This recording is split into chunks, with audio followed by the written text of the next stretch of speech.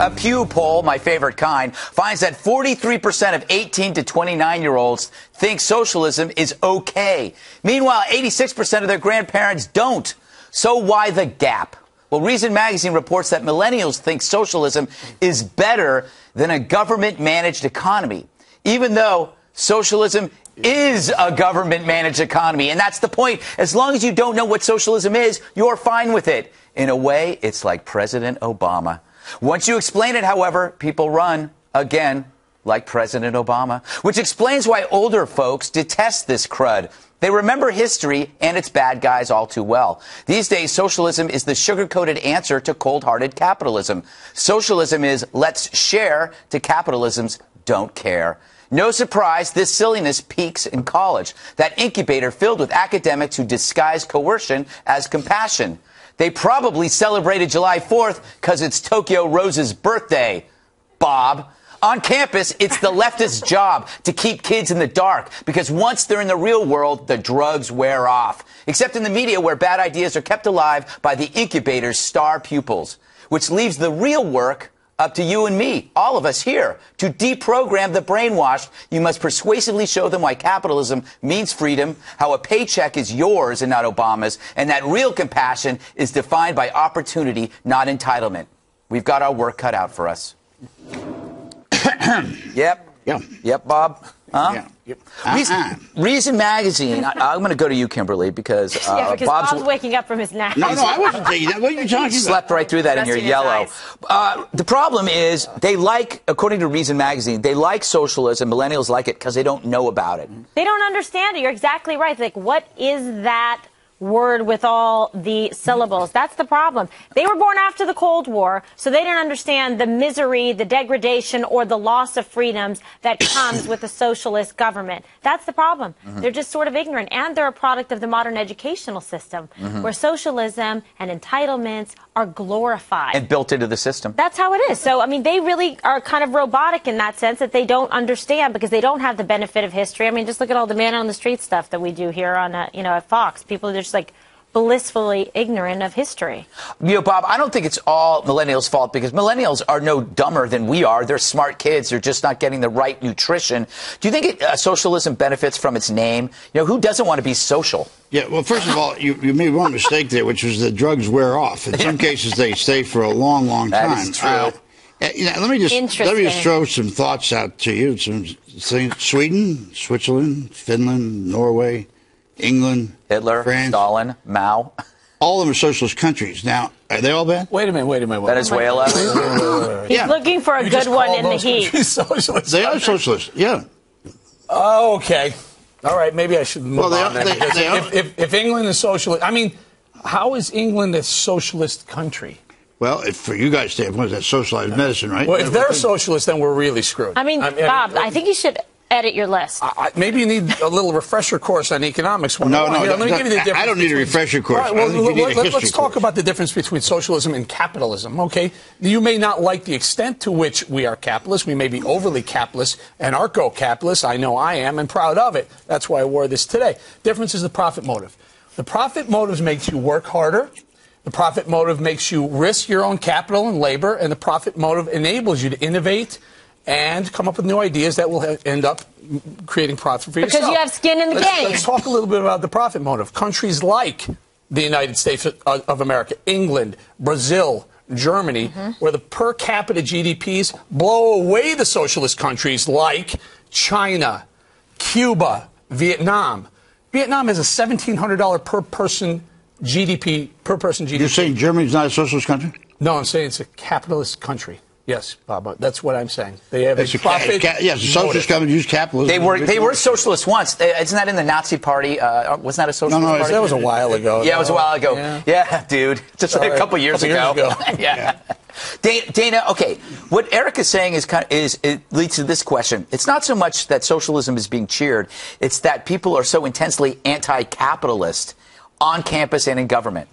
I think that is true, and I think there's another reason. I believe that a lot of millennials vote against their economic interests based on the social policy, the social issues, right? So most millennials will align with the left when it comes to lots of issues that are on the table right now, legalization of marijuana being one of them.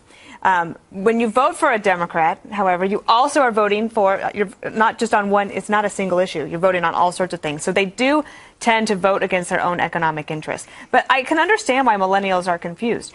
A lot of progressives will kick and scream over reining in Social Security or funding, Medicare, Medicaid, ACA, the Obamacare, but then they turn around in the same day and they'll have an event saying that we need to spend more money on infrastructure. So I can understand why they're ideologically confused. What are you guys? It's like doing? a tic-tac-toe. I'm still trying to figure out why he's saying it's socialist. Are there programs? Is there redistribution of wealth? And in a purely socialist economy, it would be perfect redistribution. I get where you're going with that, Bob, but you can't call a country that has certain aspects of socialism within it a socialist country. It's not a. It's a capitalist system. Okay. Bob, your answer is, then why are you calling Obama socialist? Look at him, he's writing little notes. He's writing bowling a whole note. Can I just make one point about this poll and about this millennials? Yeah. Has anybody known a generation at the beginning of their college careers or that age, going up to 30, that is not more left and more social? I agree. And because they fall prey to those communist professors that do that to them. But seriously, I mean, this is nothing new. I don't know why everybody's so excited about it. I think you're correct, but if you're still a socialist by 25, technically you're a loser, correct? I don't know. I'm still a socialist, and I'm a lot older than that. And technically. Oh, painful. That was a joke. It was a joke. That was one of the stiffest. Well, you gave me one last week, too. What is this? Bob, while you were writing your notes, I was making very salient points over here. And here's what I want to say. If I could just say one thing about the poll, I think that millennials are we're all trying to figure them out because it matters a lot to us both politically, socially, and also economically. It's going to matter to us what they decide to do, what path they choose. Right. A lot of them are ambitious, thoughtful, they're smart, they're funny, they understand social media, but they're also, a lot of them are entitled, self-centered people I don't want to be around. Wow.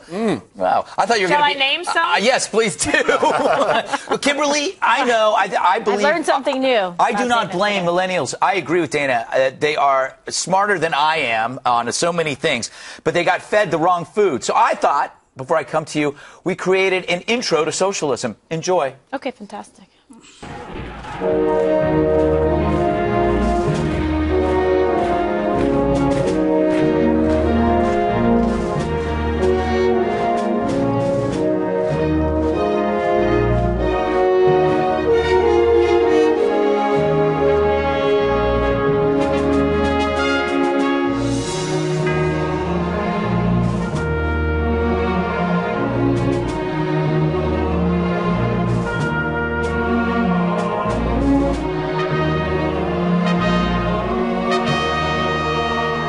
Bob, did you ever go to history class? Club that's right unbelievable. That is unbelievable. The biggest communist thugs and murderers of all time, and that's socialism. I believe it is. It's all the same fruit.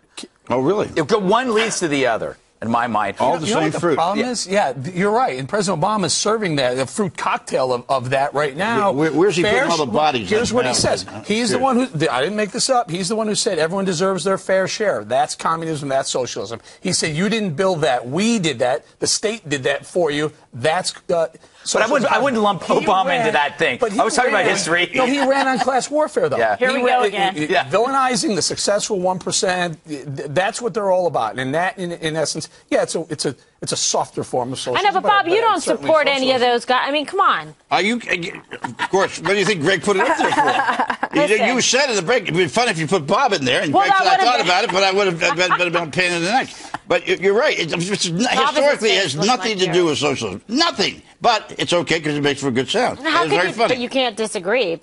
Those are all leaders of between those people, they probably murdered 100 million people. I don't think Obama's done that. No, nobody is saying. But you know what? Bob is making a pretty good point that when you keep calling Obama a socialist, it doesn't help because actually Obama is a likable person and he's not a socialist. And it makes socialism appear better when you keep saying it's Obama. But the roots of the policies are very interesting. In Jonah Goldberg's book, Liberal Fascism, that's where I learned a lot about it. Because you can now, if you follow politics today, then you can trace it all back to the roots of that movement in the late 1800s, early 1900s, early 1900s. Yes. Right. And President Obama can't have socialist tendencies without being linked to a communist dictator, fascist communist dictator that killed people. Because it's all about the economic system, Bob. It's all about taking away the profit motive. He has villainized the profit motive. He's talking about it from an economic perspective, Bob. That's the difference between capitalism and socialism. Is the profit motive.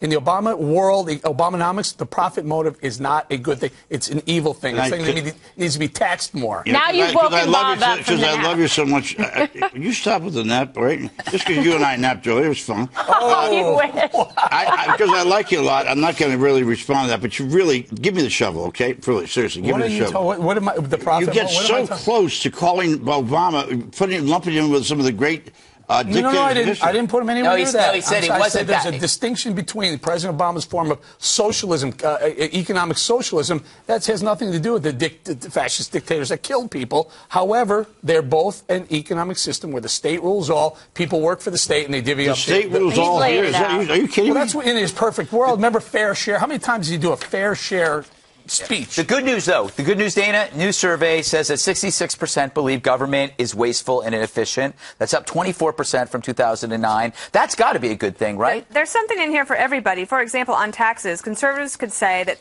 58% of millennials want to cut taxes overall.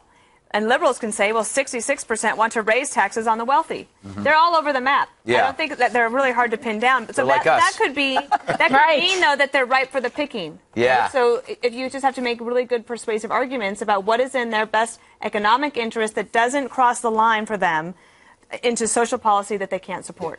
Kimberly. Well, the problem is you've got a Republican Party trying to do that, which is, it doesn't. These are DNA transfer on personality to begin with.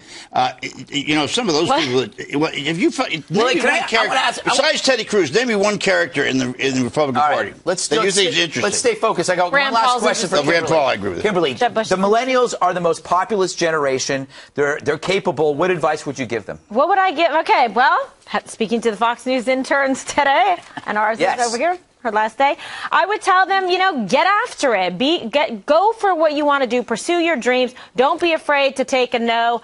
Try again and go in and get the experience and do something you feel passionate about so you can contribute, because the likelihood is if you're doing something that makes you excited when you wake up in the morning, Bob, and when you go to bed at night, you're probably going to be successful. No, not that, Bob. You're probably going to be successful at it. You have gotten me so inspired. I can't believe it. All right, I can tell. It's all over your face. Next on the 5.